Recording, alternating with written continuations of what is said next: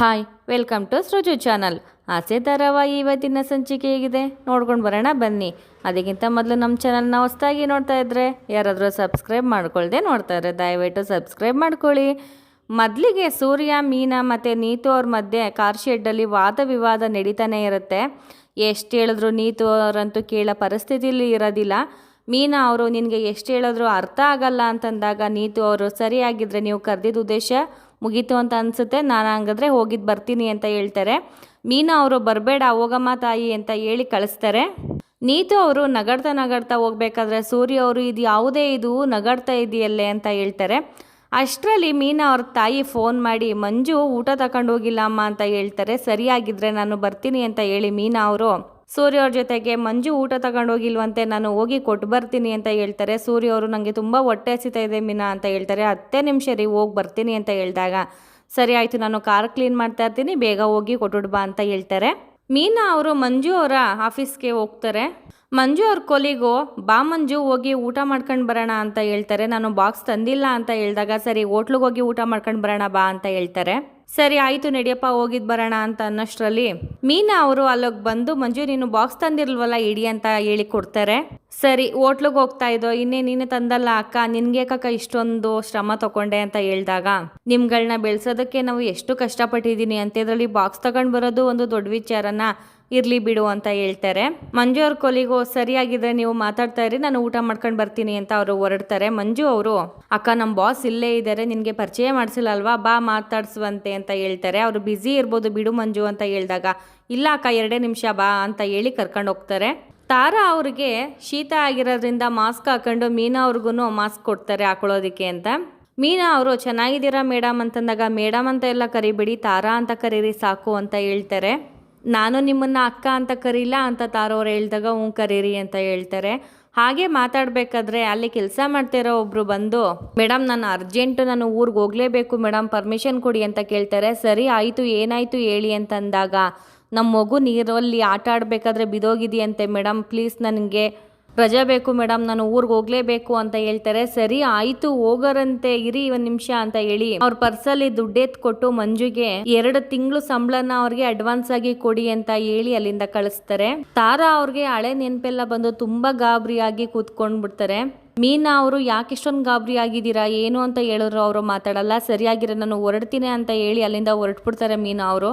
ರೋಹಿಣಿ ಅವರು ಕ್ರಿಶ್ಗೆ ಹೋಮ್ವರ್ಕ್ ಮಾಡಿಸ್ತಾ ಇರ್ತಾರೆ. ಅಷ್ಟರಲ್ಲಿ ಅವರು ಓರ್ಗಿತಿ ಮತ್ತು ಭಾವ ಅವರು ಬರ್ತಾರೆ.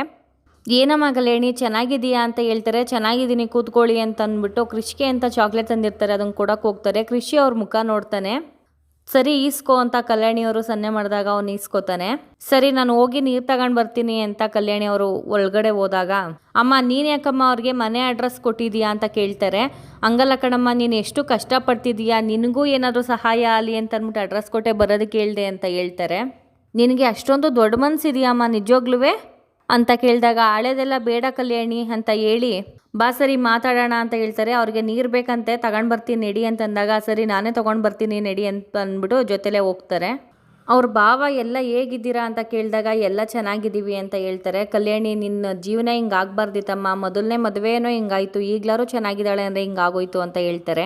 ಸರಿ ಈ ಕೇಸ್ ವಿಚಾರದಲ್ಲಂತೂ ನಾವು ಸಹಾಯ ಮಾಡೋಕ್ಕಾಗಲ್ಲ, ನಿನಗೆ ಹಣ ಸಹಾಯ ಅಂತೂ ಮಾಡ್ತೀನಿ, ನನ್ನ ತಮ್ಮನ ಆಸ್ತಿ ಏನೇನು ಬರಬೇಕು ಅದೆಲ್ಲ ನಿನಗೂ ಕೃಷಿಗೂ ಹೆಸ್ರಿಗೆ ಮಾಡ್ತೀನಿ ಅಂತ ಹೇಳ್ತಾರೆ. ರೋಹಿಣಿ ಅವರು ನನಗೇನು ಬೇಕಾಗಿಲ್ಲ ನಿಮ್ಮ ಆಸ್ತಿ ಏನು ಅಂತ ಹೇಳ್ತಾರೆ. ಯಾಕಮ್ಮ ಹಿಂಗೆ ಹೇಳ್ತಿದ್ಯಾ ಯಾವತ್ತಿದ್ರೂ ಅವನಿಗೆ ಬರಬೇಕಲ್ವ ಆಸ್ತಿ ಅಂತ ಹೇಳ್ತಾರೆ. ನೀವು ನನಗೆ ಒಳ್ಳೇದಾಗಲಿ ಅಂತಲೇ ಬಂದಿರ್ಬೋದು ಆದರೆ ಈ ಪರಿಸ್ಥಿತಿಲಿ ಅದು ನನಗೆ ಒಳ್ಳೇದಾಗಲ್ಲ, ನನಗೆ ನಿಮ್ಮ ಆಸ್ತಿ ಅವಶ್ಯಕತೆ ಇಲ್ಲ ಅಂತಂದಾಗ ಯಾವತ್ತಿದ್ರೂ ಕೃಷಿಗೆ ಸೇರಬೇಕು ಕಣಮ್ಮ, ನೀನು ಯಾವತ್ತು ಹೇಳ್ತೀಯ ನಾನು ಆವತ್ತು ಅವನಿಗೆ ಕೃಷಿಗೆ ಬರೀತೀನಿ ಅಂತ ಹೇಳ್ತಾರೆ. ಸರಿ ನಾನು ಹೊರಡದ ಅಂತ ಕೇಳಿದಾಗ ಊಟ ಮುಗಿಸ್ಕೊಂಡು ಹೋಗಿ ಅಡುಗೆ ಮಾಡ್ತೀವಿ ಅಂತ ಹೇಳ್ತಾರೆ. ಊಟ ಏನು ಬೇಡ ಕಣಮ್ಮ ಹೋಗಲೇಬೇಕು ಅಂತಂದಾಗ ರೋಹಿಣಿಯವರು ಇಲ್ಲ ಅಡುಗೆ ಮಾಡ್ತೀವಿ ಊಟ ಮಾಡ್ಕೊಂಡು ಹೋಗಿ ಅಂತಾರೆ. ಸರಿ ಆಯಿತು ಇನ್ನೂ ನಿನ್ನ ಮನಸ್ಸನ್ನ ನೋವು ಮಾಡಲ್ಲ ನೀನು ಹೇಗೆ ಹೇಳಿದ್ರು ಸರಿ ಕಣಮ್ಮ ಅಂತ ಹೇಳ್ತಾರೆ. ಶಾಂತಿ ಮತ್ತು ಮನೋಜ್ ಅವರು ಬ್ಯಾಂಕಲ್ಲಿ ಇದ್ದುದಂತ ಮನೆ ಪತ್ರನ ಬಿಡಿಸ್ಕೊಂಡು ಬರ್ತಾರೆ. ಮನೋಜನ್ ರೂಮ್ಗೆ ಹೋಗಿ ಇದನ್ನು ಮೊದಲು ಹೌಸ್ ಎತ್ತಿಡು ಅಂತ ಹೇಳ್ತಾರೆ. ಇದು ಏನಮ್ಮ ಇದು ಈ ಲೈಫೇ ಚೆನ್ನಾಗಿಲ್ಲ ಮಮ್ಮಿ, ನಮ್ಮನೆ ಪತ್ರನ ನಾವು ಮಡಿಕೊಳ್ಳೋದಕ್ಕೆ ಇಷ್ಟೊಂದೆಲ್ಲ ಎದುರ್ಕೋಬೇಕಾ ಅಂತ ಹೇಳ್ತಾರೆ. ನನ್ನ ಹಣೆ ಬಾರ ಏನೂ ಮಾಡೋಕ್ಕಾಗಲ್ಲ ಸರಿ ಆಯಿತು ಎತ್ತಿಡು ಅಂತ ಹೇಳ್ತಾರೆ. ಮಮ್ಮಿ ನನಗೆ ತುಂಬ ದಾಹ ಆಗ್ತಾಯಿದೆ ಒಂದು ಸ್ವಲ್ಪ ಗ್ರೀನ್ ಟೀ ಮಾಡ್ಕೊಂಡು ಬರ್ತೀಯಾ ಅಂದಾಗ ಸರಿ ಆಯಿತು, ಅದಿದೆಯಾ ನೋಡ್ತೀನಿ, ಅದ್ರ ಕೈಲೇ ಮಾಡಿಸ್ಕೊಂಡು ಬರ್ತೀನಿ, ಇಲ್ಲಾಂದರೆ ನಾನೇ ಮಾಡ್ಕೊಬತ್ತೀನಿ ಇರು ಅಂತ ಹೇಳಿ ಅಲ್ಲಿಂದ ಹೊರಡ್ತಾರೆ. ಸೂರ್ಯ ಮತ್ತು ಮೀನಾ ಅವರು ಹೋಟ್ಲಿಗೆ ಅಂತ ಬಂದಿರ್ತಾರೆ. ವೇಟರ್ ಎಲ್ಲಪ್ಪ ಇದೆಯಾ, ಊಟ ತಂದು ಕೊಡು ಅಂತ ಕೂಗ್ತಾ ಇರ್ತಾರೆ. ಮೀನಾ ಅವರು ಸುಮ್ಮನೆ ಇರ್ರಿ ಬಾಯಿ ಮುಚ್ಕೊಂಡು ಅಂತ ಹೇಳಿದಾಗ ವೇಟರ್ ಬಂದು ಏನು ಬೇಕು ಅಂತ ಕೇಳ್ತಾರೆ. ಊಟನ ಅವರು ಆರ್ಡ್ರ್ ಮಾಡ್ತಾರೆ. ಅಲ್ಲಿಗೆ ಮಂಜು ಮತ್ತು ತಾರಾ ಅವರು ಬರ್ತಾರೆ.